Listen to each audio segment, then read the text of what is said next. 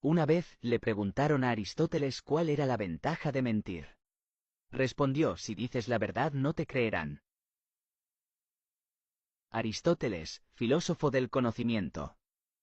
Aristóteles nació en el año 384 a.C.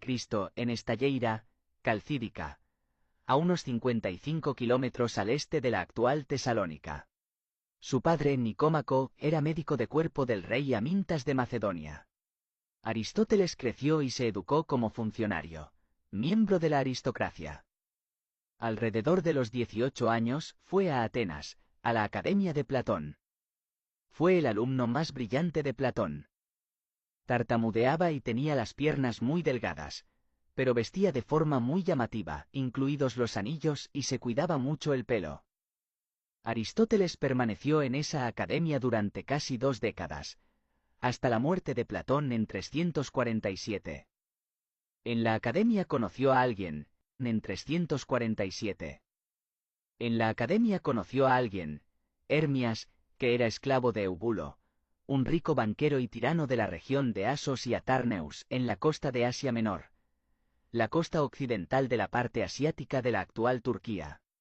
Pero este tenía una posición extraordinariamente privilegiada para ser un esclavo, y solo era un alumno de Platón y Aristóteles tenía una posición extraordinariamente privilegiada para ser un esclavo, y solo era un alumno de Platón y Aristóteles Aristóteles entabló amistad con Hermias, que se convirtió en un Eromenos, igual a chico de la vergüenza. Véase el artículo sobre Sócrates suyo. Se contaba que Hermias había matado a su señor Eubulo, y le había sucedido como tirano de Atarneo.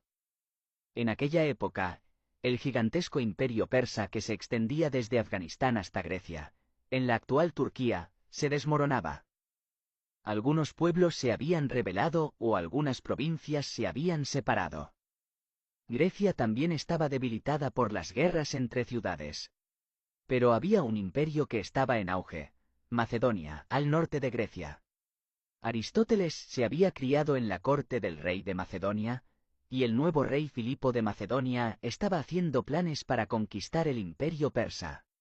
Para ello podría servirse de un posible aliado que controlaba bastante terreno en la frontera con Persia, a saber, Hermias. Por lo tanto, Filipo de Macedonia pidió a Aristóteles que fuera a Hermias como enviado para persuadirle de que se convirtiera en aliado de Macedonia. Aristóteles viajó entonces con su colega filósofo Genócrates a la corte de su amigo, Hermias de Atarneo, en Asia Menor. Desde allí, Aristóteles viajó con Teofrasto a la isla de Lesbos, donde juntos investigaron la botánica y la zoología de la isla. Se le puede considerar, pues, el primer biólogo europeo. Lo notable fue la gran influencia que ejerció Aristóteles sobre Hermias. Consiguió por completo que Hermias se convirtiera en aliado de Macedonia. Pero Aristóteles también consiguió debilitar la forma despótica de gobernar de Hermias, y sustituirla por un rumbo más suave y platónico. Esto hizo a Hermias más popular no solo entre su propio pueblo, sino también entre los pueblos vecinos. En parte como resultado de ello, Hermias consiguió conquistar grandes partes de la costa de Asia Menor, algo que Aristóteles apoyó incondicionalmente como enviado macedonio. Aristóteles se enamoró de la concubina de Hermias, posiblemente su sobrina, Pitias. Hermias dio permiso a Aristóteles para salir con Pitias, y Aristóteles se casó con ella. Aristóteles estaba tan feliz y agradecido por ello, que hizo una ofrenda a la diosa Ceres, y escribió un largo poema para Hermias. Pitias tuvo una hija suya, también llamada Pitias. Esta se casó 3 veces. Por desgracia, el éxito militar de Hermias se convirtió también en su perdición. Atenas se sintió amenazada por la creciente influencia macedonia, y amenazó con que si Hermias conquistaba más territorio, se uniría a Persia para atacar Asia Menor. En ese momento, Filipo de Macedonia abandonó a Hermias como un ladrillo y renunció a protegerlo. A pesar de todo, Hermias permaneció leal a Filipo de Macedonia. Un mercenario griego sobornado que según algunos era hermano de Hermias, consiguió secuestrar a Hermias y enviarlo a Susa. Un mercenario griego sobornado que según algunos era hermano de Hermias, consiguió secuestrar a Hermias y enviarlo a Susa, la capital del imperio persa, donde fue torturado hasta la muerte.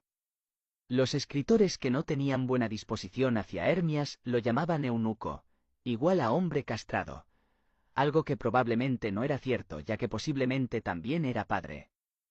Poco después de la muerte de Hermias, Aristóteles fue invitado por Filipo de Macedonia a convertirse en tutor de su hijo Alejandro Magno en el año 343 a.C.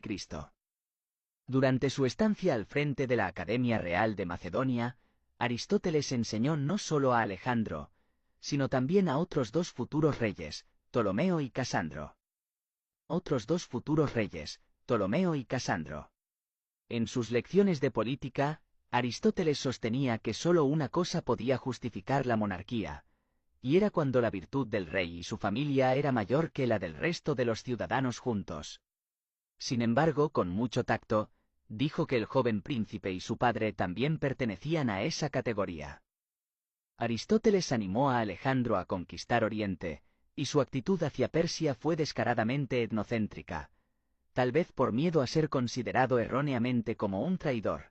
En un famoso ejemplo, aconsejó a Alejandro ser un líder para los griegos y un déspota para los bárbaros, considerar a los primeros como amigos y parientes y a los segundos como bestias o plantas. Decir esto es vergonzoso para un filósofo. Hacia el final de la vida de Alejandro Magno, este empezó a sospechar todo tipo de complots y amenazó por carta a Aristóteles. Aristóteles no había ocultado su desprecio por la pretensión de Alejandro de ser divino, y el rey mandó ejecutar como traidor a Calístenes, primo segundo de Aristóteles. Según rumores muy extendidos en la antigüedad, se sospechaba que Aristóteles había desempeñado un papel en la muerte de Alejandro, pero hay pocas pruebas de ello. En el año 335 a.C. regresó a Atenas y fundó su propia escuela, llamada Liceo.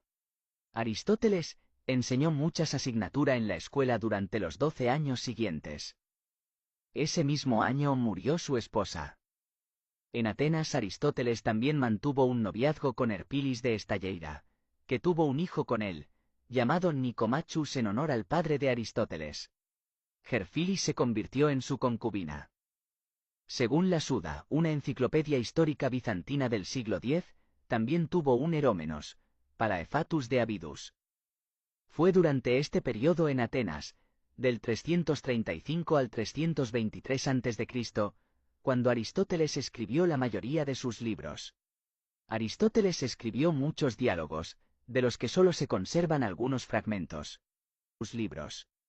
Aristóteles escribió muchos diálogos, de los que solo se conservan algunos fragmentos.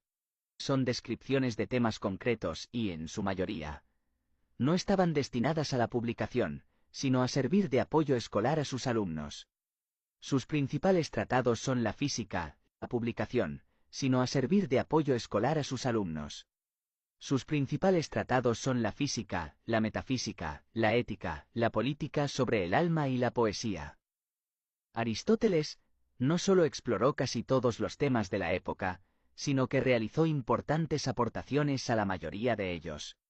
En ciencias naturales, Aristóteles investigó la anatomía, la astronomía, la economía, la embriología, la geografía, la geología, la meteorología, la física y la zoología. En filosofía, escribió sobre estética, ética, gobierno, metafísica, política, psicología, retórica y teología. Estudió la educación, las costumbres extranjeras, la literatura y la poesía. Sus obras constituyen una especie de enciclopedia del saber griego antiguo. Se ha sugerido que Aristóteles fue probablemente la última persona que supo todo lo que había que saber en su época. Tras la muerte de Alejandro Magno, el sentimiento antimacedonio estalló de nuevo en Atenas. Eurimedón, el hierofante, igual a sacerdote, denunció a Aristóteles por no honrar a los dioses. Aristóteles huyó de la ciudad a la finca de su madre en Calcis, declarando: «No permitiré que los atenienses pequen dos veces contra la filosofía», en referencia al juicio y ejecución de Sócrates. Pero murió en Eubea de una enfermedad estomacal, en el año 322 a.C. Aristóteles nombró albacea testamentario a su alumno Antípatro, y dejó un testamento en el que pedía ser enterrado junto a su esposa. Sin embargo, según Eumelus, murió a la edad de 70 años tras beber una infusión de acónito.